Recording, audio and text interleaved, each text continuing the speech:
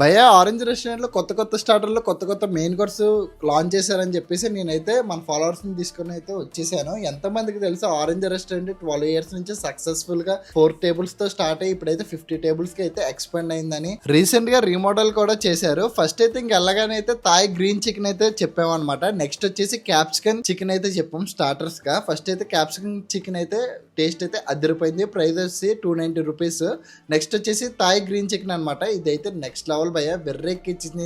నేనైతే first time తిన్నాం అనమాట. గీ ఫ్లేవర్ తో థాయ్ గ్రీన్ చికెన్ అయితే అదిరిపోయింది. నెక్స్ట్ ఇంకా మెయిన్ కోర్స్ విషయానికి వస్తే చాలా మంది రాంబో బిర్యానీకి కొంతమందికి నచ్చట్లేదు అని చెప్పి ఇప్పుడైతే దాంట్లో స్పైసీ వర్షన్ అయితే లాంచ్ చేశారు. ప్రైస్ వచ్చేసరికి 370 రూపీస్. ఇదైతే కొంచెం స్పైసీగా అదిరిపోయింది అంట, వేరే లెవెల్ వెర్రెక్కిచ్చేసింది అన్నారు. నెక్స్ట్ ఇంకా వింగ్స్ బిర్యానీ చెప్పాం. దీని ప్రైస్ వచ్చేసరికి 446 రూపీస్. ఇదైతే ముగ్గురు అయితే సఫిషియెంట్ గా అయితే తినొచ్చు.